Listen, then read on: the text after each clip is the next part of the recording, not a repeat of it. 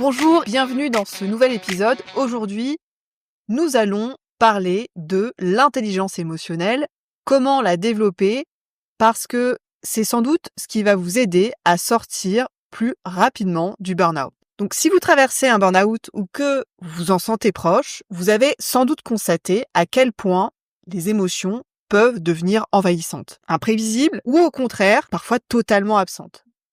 Et le problème, c'est que l'intelligence émotionnelle, elle devient alors indisponible. Ça nous laisse sans repère, sans énergie et sans solution claire. Et dans cet épisode, je voulais voir avec vous pourquoi d'abord nous avons appris à ignorer ou à fuir nos émotions, l'impact du burn-out sur nos capacités à ressentir et comment retrouver une connexion avec ces émotions pour mieux se reconstruire. Et j'espère qu'à la fin de cet épisode, vous comprendrez pourquoi l'intelligence émotionnelle est une clé, on va dire, incontournable pour sortir durablement du burn-out. Alors, l'intelligence émotionnelle, on pourrait dire que c'est comme un GPS interne qui vous aide à mieux comprendre et à gérer ce que vous ressentez au quotidien. Donc, c'est précieux, c'est ce qui va vous permettre de faire le point, de savoir où vous en êtes dans votre journée et elle vous aide à identifier vos besoins réels. Elle vous aide à différencier aussi ce qui vous ressource, ce qui vous épuise, à réagir peut-être avec plus de sérénité face aux défis du quotidien. Et quand on parle d'intelligence émotionnelle, on parle plus précisément de compétences émotionnelles. Parce que par la compétence, on va dire qu'on transmet une représentation d'une réalité plus souple et évolutive. Parce que contrairement à ce qu'on pourrait croire, nos capacités émotionnelles ne sont pas figées. Elles évoluent avec le temps et elles peuvent être travaillées et renforcées. On a des données scientifiques qui indiquent qu'il est possible de développer ces compétences, aussi bien chez l'enfant que chez l'adulte, et qu'il n'est jamais trop tard pour apprendre et développer quelque chose que vous n'avez peut-être pas appris enfant. Et c'est justement là le problème, c'est que on ne nous a jamais appris à gérer nos émotions à l'école, ni à comprendre ce qu'elles nous disent. On a grandi en croyant qu'il fallait plutôt les cacher ou les ignorer. Et quand je parle de compétences émotionnelles, ce que j'entends, c'est la capacité d'abord à identifier vos émotions, donc reconnaître vos ressentis, si vous ressentez de la joie, du stress, de la frustration, être capable de comprendre vos émotions et les mécanismes derrière vos émotions et les réactions. C'est aussi la capacité à les réguler en fonction en fait du contexte, de vos objectifs, des besoins finalement, peut-être apprendre à les apaiser plutôt que de les subir, mais aussi les exprimer et à les utiliser pour orienter votre vie et vous ajuster au mieux au contexte, que ce soit une prise de décision ou des actions. Et c'est pour ça que j'aime autant la métaphore du GPS interne, parce que vous pouvez tout avoir en apparence, un bon travail, une bonne organisation, une hygiène de vie saine, et pourtant, vous pouvez vous sentir malheureux, stressé ou totalement vide. Parce que le bien-être ne dépend pas seulement de ce que vous faites, ou de ce que vous avez d'ailleurs, mais ça dépend surtout de la façon dont vous ressentez et vous gérez ce que vous vivez. Plus que jamais, en période de burn-out, on peut se sentir déconnecté de soi-même, submergé par le stress, épuisé émotionnellement et mentalement. Donc, gérer ses émotions devient encore plus un véritable défi, les interactions avec les autres deviennent plus compliquées et on peine finalement à retrouver une énergie stable. C'est pourquoi les compétences émotionnelles, c'est un levier puissant pour retrouver un équilibre. Et les recherches, les études montrent qu'elles jouent un rôle clé dans plusieurs aspects de notre vie, que ce soit la santé mentale, la santé physique, le bien-être général, les relations interpersonnelles et même la performance au travail. Des études ont révélé que des compétences émotionnelles élevées sont associées à un meilleur bien-être et une plus grande résistance au stress. Je vous ai mis toutes les références dans les notes de cet épisode. À l'inverse, un déficit émotionnel est corrélé à des niveaux plus élevés d'anxiété, de stress et de burn-out. Donc les compétences émotionnelles, elles ne sont pas seulement liées à la santé mentale, elles influencent aussi la santé physique. Une autre étude a montré que l'intelligence émotionnelle est un meilleur prédicateur de la santé que des facteurs comme l'âge, le sexe ou l'IMC. La capacité à comprendre et à réguler ses émotions est particulièrement liée à une meilleure santé physique et à une réduction, on va dire, des plaintes somatiques. À l'inverse, un déficit émotionnel est associé à des problèmes de santé comme le diabète, les troubles gastriques ou les maladies cardiaques. Donc ce lien s'explique par des mécanismes biologiques, un effet du stress par exemple sur le système immunitaire via le cortisol et comportementaux comme par exemple l'augmentation de la consommation d'alcool ou du tabac en réponse au stress. Donc je vous ai mis toutes les références dans les notes de cet épisode, c'était pour vous partager pourquoi c'est important de développer ses compétences émotionnelles, surtout quand on est en burn-out ou qu'on a connu un burn-out. C'est se donner une chance aussi de sortir plus vite du burn-out. Le burn-out, il perturbe profondément nos relations aux émotions. Certaines personnes se sentent vides, engourdies, comme coupées de leur ressenti, et d'autres, au contraire, vont se sentir submergées par des vagues d'émotions intenses et difficiles à réguler. Donc, le cerveau, sous l'effet du stress chronique, se focalise sur le négatif et oublie les aspects positifs. Et au lieu de ressentir nos émotions pleinement, on les explique rationnellement. Je suis en colère parce que mon patron a fait ci, plutôt que simplement je ressens de la colère. Donc, petit à petit, cette déconnexion, elle génère un sentiment d'impuissance. On subit ces émotions sans savoir comment les apaiser. Et c'est ce qui fait que lorsqu'on traverse un burn-out, on cherche souvent à résister à ces émotions pour éviter d'être submergé.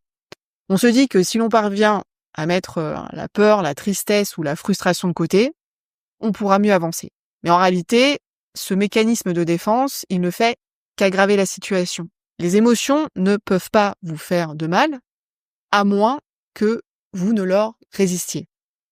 Résister, ça ne fait en fait qu'aggraver la situation. Résister à ces émotions, c'est comme vouloir contenir un ballon sous l'eau. Plus on lutte, plus la pression monte. Et cette énergie émotionnelle, au lieu de circuler librement, elle s'accumule dans le corps et ça crée une tension permanente parce qu'en fait, cette énergie, elle n'est pas conçue pour être retenue à l'intérieur. Et on ne peut pas vraiment bloquer une émotion de manière sélective. On aimerait pouvoir le faire, je sais, mais ça ne fonctionne pas comme ça. On ne peut pas bloquer une seule émotion, finalement, sans les bloquer toutes. Et en tentant de repousser la peur ou la tristesse, finalement, on coupe aussi l'accès à la joie, à la motivation, au plaisir. Petit à petit, tout devient pesant, fade, lourd. On se sent engourdi comme anesthésié. Et donc, en résistant à nos émotions, on bloque cette énergie dans notre corps, ce qui entrave nos connexions et nos relations.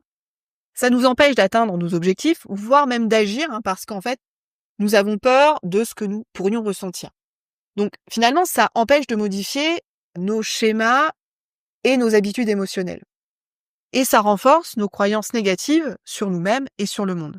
Et comme je vous le disais, malheureusement, ça rend également l'intelligence émotionnelle indisponible. Donc, c'est ce qui empêche d'établir un véritable sentiment de sécurité, de bonne collaboration, un travail d'équipe efficace et du leadership dans nos situations professionnelles. Et bien évidemment que tout ça, ça ne peut que nuire à l'humeur et au moral. Et ensuite, on a envie d'une seule chose, c'est de se replier sur nous-mêmes, de nous isoler, de rester à l'écart des autres, et on finit par se sentir seul.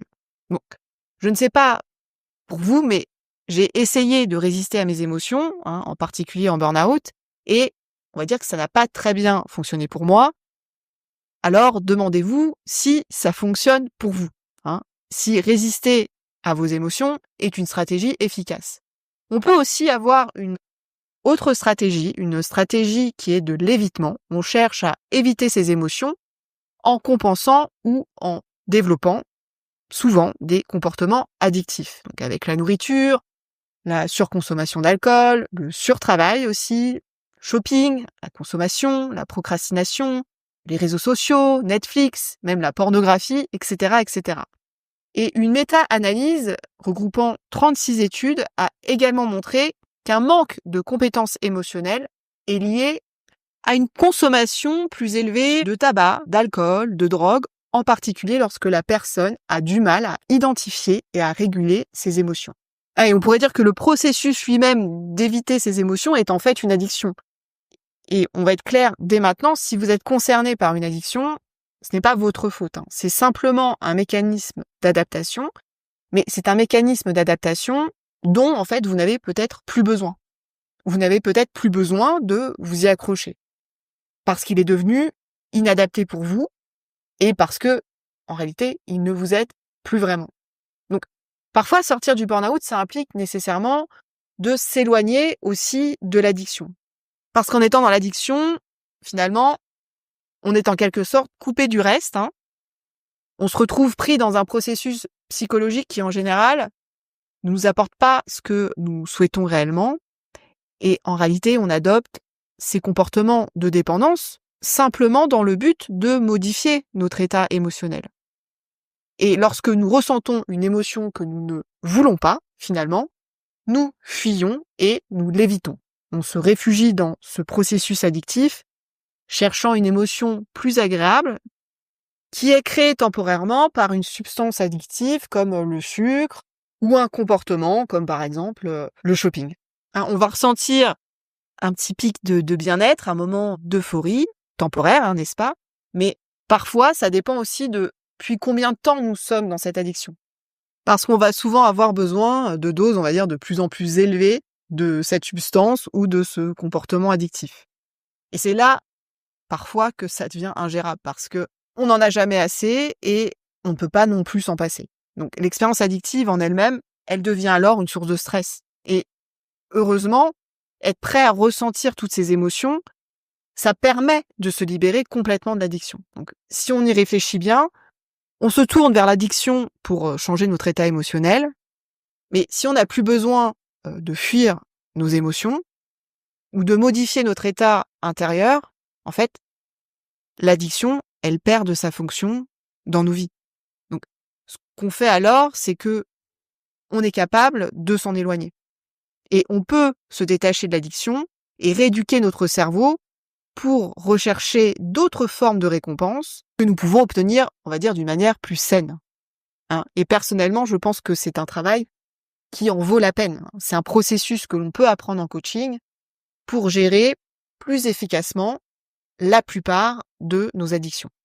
Donc, le burn-out, il donne souvent l'impression de subir son stress, subir ses émotions, subir son épuisement. Développer ses compétences émotionnelles, c'est reprendre le pouvoir sur sa propre expérience. Donc, ça libère de l'énergie du corps, ça réduit les tensions, ça favorise la relaxation, le sommeil, la bonne santé, et ça aide à comprendre et accepter, à écouter ses émotions au lieu de lutter contre elles. Et surtout, ça permet de dissoudre, on va dire, les schémas de stress habituels. Ça nous ramène dans l'instant présent. Bien souvent, rien de grave ne se passe réellement. Et ça développe l'intelligence émotionnelle. Ça élargit nos capacités émotionnelles dans nos relations avec les autres, parce qu'on économise toute l'énergie que nous dépensons à réprimer, éviter et cacher nos émotions. Donc ça diminue aussi les envies addictives, et finalement ça favorise l'acceptation de soi et l'authenticité. Ça permet de tempérer les effets négatifs du refoulement des émotions ou de leur expression excessive, et ça développe aussi un sentiment de gratitude envers son corps et sa vie. Et au final, ça contribue aussi au bien-être spirituel. En apprenant à travailler avec ses émotions, on acquiert en fait la faculté de les transformer plus facilement, de commencer à créer intentionnellement des expériences émotionnelles plus utiles, plus agréables, pour ne pas dire plus positives, comme la joie, la compassion, la bienveillance, la gratitude, l'empathie et bien d'autres encore. C'est une démarche essentielle pour se reconstruire et sortir durablement du burn-out. Et un premier pas concret consiste à développer votre intelligence émotionnelle en apprenant déjà à observer vos émotions sans les juger et simplement à mettre des mots sur ce que vous ressentez. Donc une pratique particulièrement efficace pour ça, c'est ce qu'on appelle le scan corporel. Il vous aide à porter votre attention sur les signaux internes de votre corps, ce qu'on appelle aussi les informations interoceptives. Ce sont les informations que l'on obtient en portant notre attention sur l'intérieur de notre corps, et elles représentent un très bon moyen d'améliorer notre capacité d'identification émotionnelle. Et je reviendrai très prochainement avec un épisode pratique dédié à l'écoute de vos émotions. En parallèle, bien sûr, il est crucial d'apprendre à vivre dans le moment présent. Le burn-out, il nous enferme souvent dans une anxiété tournée vers l'avenir et des pensées, on va dire, dépressives liées au passé. On peut alors se sentir déconnecté de sa propre vie, comme si elle nous échappait, et revenir au moment présent, c'est un puissant antidote au burn-out. C'est dans le moment présent que nous pouvons réellement ressentir nos émotions, les accueillir et les comprendre, parce que lorsque nous ressentons une sensation émotionnelle dans notre corps, nous devons être dans le moment présent.